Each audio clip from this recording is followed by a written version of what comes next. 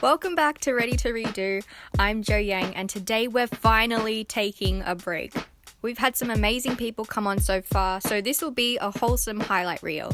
Also, if you don't want to listen to 10 episodes and would rather spend that time listening to music or giving your dog a bath, I don't know, then keep on listening or watching.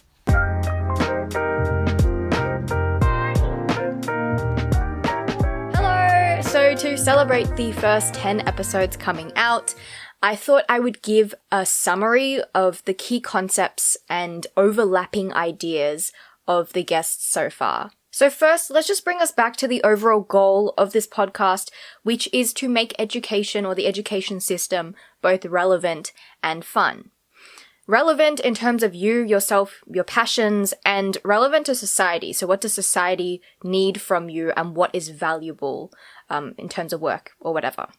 And both Rick and Danica have said that the idea of memorization is becoming less and less important with the introduction of technology. So this is what they've said.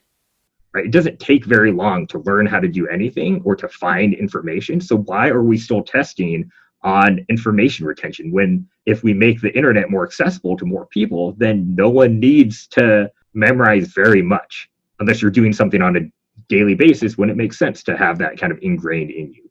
Teaching and training is for the industrial age, and I think we've known that for a while. So, for example, if we are trained for memorization and regurgitation, do we really need that skill anymore because we've got Google? And I'm not saying that we're lazy, but if you look at the Kirkpatrick model, that's not really the highest level. That's like level 1 or 2 of learning. And of course, just to clarify, memorization is essential to an extent. So if it's something that you're going to be using over and over again, it's really important to memorize it. And especially if you're going to save someone and operate on them or something, very important to memorize what you're doing.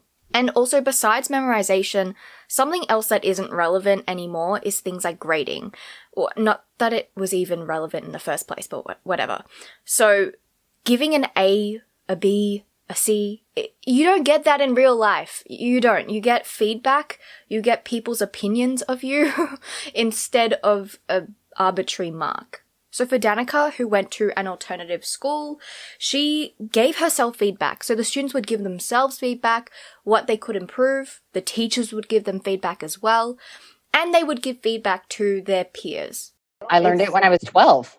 Yeah. How to give feedback to your peers. And you're 12, so you're not always sophisticated in how you say things. So yeah, there's conflict. But that happens with adults in the workplace. So that was already preparing them for real life. And that really got me thinking about giving tests with real life consequences, and those consequences being your mark or how you should improve and your mistakes. For example, your test for marketing is to make a marketing campaign for this aged care center. I don't know why, but you're making it. And if you fail, if no one responds to it, if it's not effective, then that in itself will teach you a lesson that a grade cannot. So that will also cement knowledge in you more. You'll be more motivated to fix your mistakes and redo it and see how you can improve. And also besides relevancy, whatever that word is, fun. So school should be fun. It really should be fun.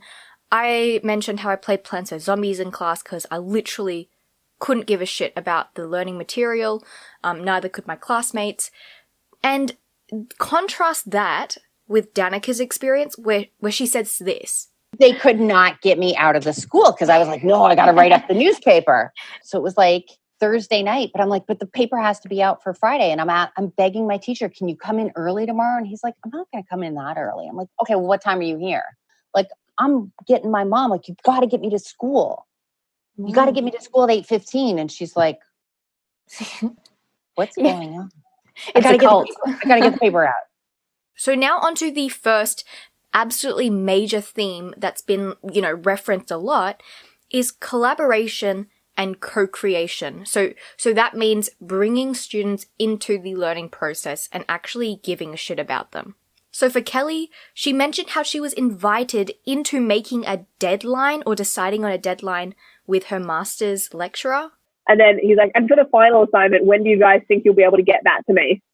You know, it wasn't like you're doing this and it's due now. Yep. We also wrote the question together. And for Danica, she was running this sort of day camp or whatever it was for students.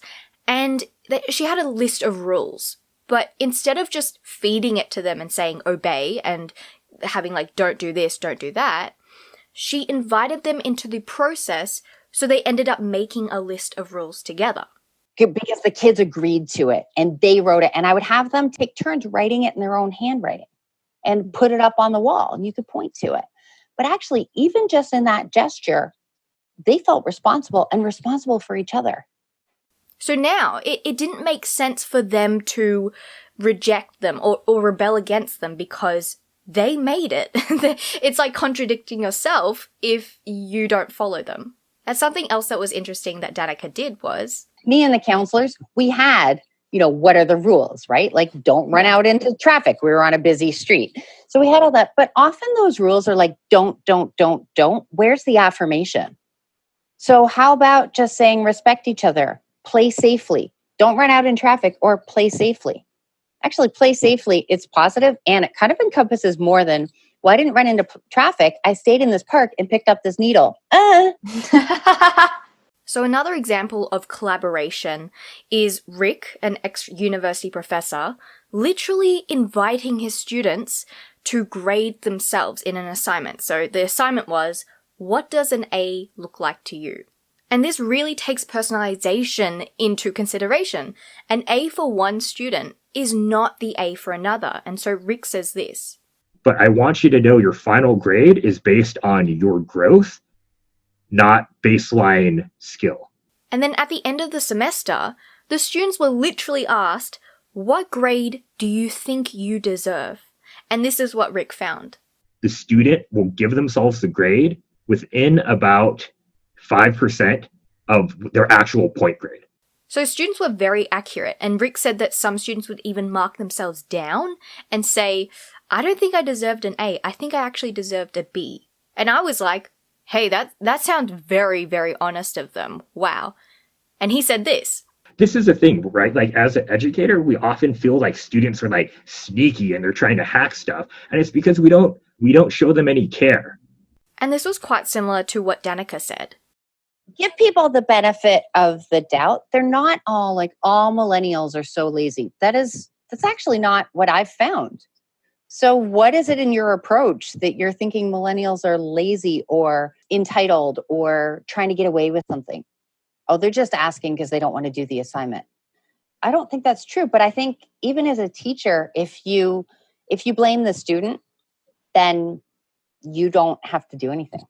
Cool. So now on to the second major theme, which is self-directed learning. So in our interview with Moeko, she says this. To be able to take charge of your learning, maybe that's a better way of saying it, and be like, okay, well, these are the things that I'm learning. What can I do to change this? I think it's important to have those ideas running through our minds at an earlier age rather than only having that realization when you're in university. Then you've almost wasted 12 or so years of your education being like, oh, I was just like led to learn these things rather than me being the one learning this information. Yeah. And I think then that will change also how much information we retain as learners if we start to be able to think, oh, this is important information that I want to keep. And you can see how collaboration and self-directed learning are quite similar. The students have autonomy in how they learn and what they learn. But I think a very important trait of self-directed learning is critical thinking and being able to think for yourself. And Kelly and I were talking so much about this, where teachers literally feed us information. Information also that doesn't need to be questioned. It's just widely accepted. We don't develop that, that skill to rebut, to critically think. Instead, we're just taught to absorb. And so when Kelly started her master's, she was asked to do this. You are actively expected to fight the lecturer on most things. They want you to rebut everything. So the whole thing is that the readings that they give you are often not what they want you to take on. They want to give you that and then for you to shred it. So that's a problem with the school system, that they're not giving us a chance to think for ourselves.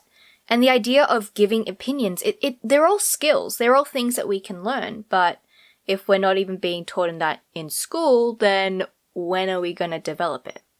And finally, the third major theme, which is work experience and practical learning. So the purpose of learning in school, I've gathered, is literally to do a test. It is to get a grade and move on.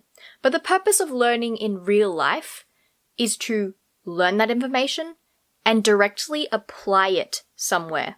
So the idea of constantly packing irrelevant theory in school, it just doesn't make sense.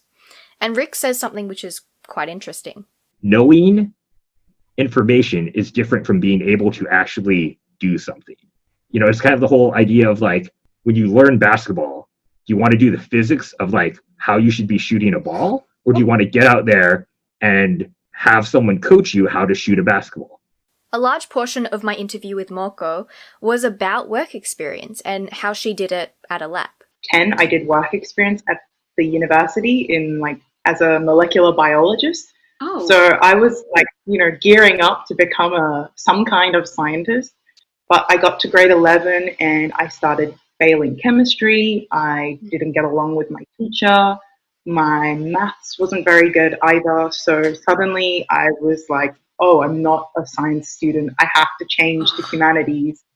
So she did well in the final product, the end goal of learning biology or chemistry in school, yet she wasn't labelled good at it in school. So somehow between high school and the actual product, she's been disincentivized her from pursuing something that she actually wanted. It's just not correlating. So what is going on? Anyway, so we have a huge conversation about that. Then we talk about immersive learning. We talk about exchange and why exchange is so useful, because you've learned theory, now you can directly apply it into an environment. Because I lived in this town in the countryside, I had no choice but to speak Spanish. Like 1 semester versus 3 days in another country, immersed in it. The amount of improvement you make in 3 days is crazy. So we discuss things like, why don't we give work experience to year 7 students or primary school students even? Because when you do work experience, you can see why what you're learning is relevant, but also you can directly spot what you need to improve on. Oh, okay, I have gaps in my knowledge here because I tried to do this activity and it didn't work. So you go back to your classroom and work on the things that you don't know. Instead of just learning everything vaguely and then finding out when you're like 20 that, okay, well, everything I learned is sort of irrelevant. And so the solution to this, a very underrated and overlooked solution, is alternative schooling. So Danica did alternative schooling and they did such practical things like instead of just doing a biology class and having a textbook, they would bring animals into the class. Like, I don't know if that's allowed now, but and they would also do a town simulation. So someone would be the banker, someone would be the doctor, someone would be like a hairdresser, and they would actually act the part. They would get the forms, they would whatever. And if someone went bankrupt, that would affect someone else who would affect someone else. And so you could directly see how society would mimic the same things. So I think she said it was like a mixture of geography and other sort of subjects all mixed together. It was practical, it was fun, and she still remembers it. So they're doing something right here. Awesome! So I hope you enjoyed this chunky episode. And I don't think there's anything more I want to add. Just, I hope I save you time. I hope you don't have to, if you don't want to listen to 10 episodes. So yeah, and I will see you next week. Bye!